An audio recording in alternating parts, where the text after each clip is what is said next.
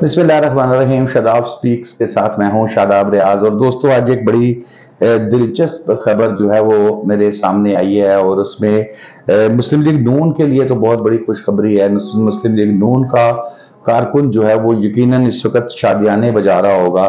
पहले मैं आपसे वो खबर शेयर कर लेता हूँ और उसके बाद मैं थोड़ा सा इस पे मुख्तसर सा अपना तबसरा करूंगा।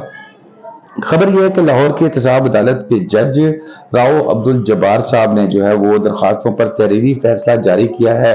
नैब ने साबिक वजीर आजम मियां मोहम्मद नवाज शरीफ समेत दीगर के खिलाफ जो प्लॉट अलॉटमेंट रेफरेंस दायर किया था, अदालत ने इस तफसीली फैसले में करार दिया है कि अदालती माविन के मुताबिक मरकजी मुलजिमान को जो रिलीफ दिया गया वही जो है रिलीफ नवाज शरीफ को मिलना चाहिए था। फिर इसमें उन्होंने कहा कि इस हवाले से कानून बड़ा क्लियर है कि मरकजी मुलजिम के साथ साथ इश्तिहारी मुलजिम भी उसी सजा या रिलीफ का मुस्तहिक होता है।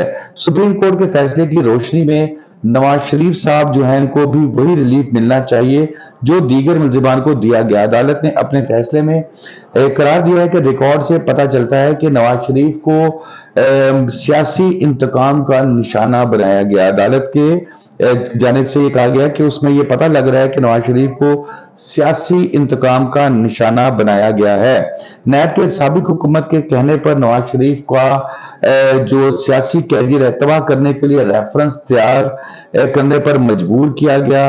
अदालत ने 3 बार पाकिस्तान के मुंतखब वजीर आजम को बरी करने का हुक्म देती है। फिर उसके बाद उसमें यह भी कहा है कि अदालत नैब और रेवेन्यू बोर्ड नवाज शरीफ और इनके जायदादों में हिस्सेदारों की जायदादें डी फ्रीज करने का हुक्म देती है। नवाज शरीफ का इश्तिहारी करार देने की कार्रवाई कानून के मुताबिक नहीं हुई।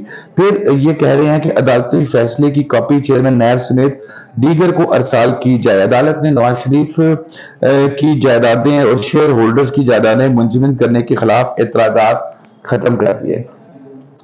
बज़ाहिर तो ये देखा जाए तो ये बड़ी खबर है मुस्लिम लीग नून के जो लोग हैं उनके लिए कि फाजिल जज साहब ये पूरा तफसील दे रहे हैं कि एक दफा 3 मरतबा के वजीर आजम को जो है वो इंतकाम का निशाना बनाया गया, और फिर उन्होंने कहा कि ये इस तरह नहीं होना चाहिए था। मतलब बहुत सी चीजें उन्होंने की। अब इसमें बहुत से क्वेश्चंस उठते हैं, तो क्या फाजिल अदालत की इस जजमेंट से ये चीज क्लियर हो रही है कि आपका जो नैब का इदारा था वो इन्फ्लुएंस में आता था? अब अगर इसको मान लिया जाए कि नैब का इदारा इन्फ्लुएंस में आता था, तो फिर जो मियां नवाज शरीफ साहब समेत बेशुमार लोग हैं, ये तो अब एक केस चला गया जिनके साथ पिछले नैब के इदारे ने जो चेयरमैन जावेद इकबाल साहब की सरबराही में चल रहा था, जो जो कार्रवाइयां की हैं, क्या उनके साथ ज्यादती हुई है? उनको रिलीफ मिलना चाहिए, क्योंकि भाई एक सियासी तौर पर इंतकाम का निशाना बना रहा है। यानी कि एक इदारा, पूरा इदारा जिसका चेयरमैन अपना है, जो कहते हैं कि वो खुद मुख्तार इदारा है, वो इदारा उस वक्त के वजीर आजम इमरान खान साहब या जो भी जनरल बाजवा साहब जो चीफ थे, उनसे मुतालिक वो ये है कि भाई क्या इनके इन्फ्लुएंस में ये इदारा काम कर रहा था? तो फिर तो इस इदारे का फायदा ही कोई नहीं है। अच्छा, फिर 3 मरतबा के वजीर आजम के हवाले से उन्होंने कहा कि जो सजा दी गई है वो ठीक नहीं दी गई।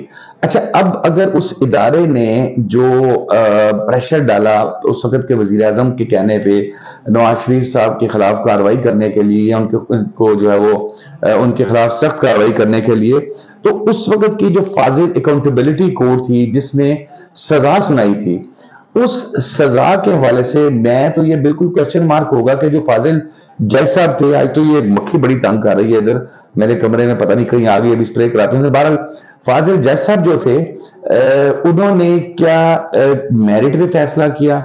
अब अगर उन्होंने मेरिट पे फैसला नहीं किया, वो इन्फ्लुएंस पे आए, तो क्या कानून उन जज साहब के खिलाफ कोई कार्रवाई करेगा? ये इन जज साहब को तो पता लग गया कि भी मियां नवाज शरीफ साहब के खिलाफ जो है वो सियासी इंतकाम का निशाना बनाया, तो उन जज साहब जो उस वक्त अकाउंटेबिलिटी कोर्ट में थे, वो भी इसमें क्या उनके ऊपर भी प्रेशर डाला गया था? वो भी दबाव में आ गए।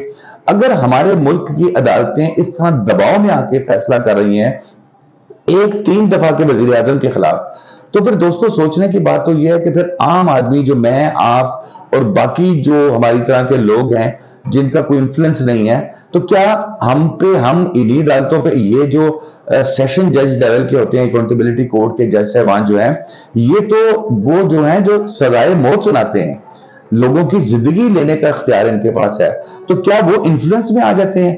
یا وہ ادارہ جو لوگوں کے خلاف کارروائی کر کے ان سے ہزاروں کروڑوں روپے جمع کرتا ہے، وہ انفلوئنس میں آ جاتا ہے؟ تو پھر میرے خیال میں تو اس پہ سپریم کورٹ کو بھی غور کرنا چاہیے کہ اگر ہمارے ادارے اس طرح کام کر رہے ہیں، ہماری لوور جوڈیشری میں یہ چیزیں دیکھی جا رہی ہیں کہ غلط سزائیں دی گئی ہیں، تو پھر اس پہ تو سپریم کورٹ کا بھی ایکشن لینا بنتا ہے۔ تو دوستو، آج کے لیے اتنا ہی۔ اگر میری بات کسی کو بری لگی ہو تو میں معذرت خواہ ہوں، اس مکی کی طرف سے بھی معذرت خواہ ہوں جو بار بار آج کے ویلاگ میں ڈسٹرب کرتے رہی۔ تو شاداب ریاض کو اجازت دیجیے، اور آپ نے ابھی پھر وہ آ گئی ہے، اور آپ نے اگر ابھی تک میرا یوٹیوب چینل سبسکرائب نہیں کیا تو پلیز اس کو سبسکرائب کریں، بیل آئیکن کو دبائیں، اور شاداب ریاض کو اجازت دیجیے۔ اللہ حافظ۔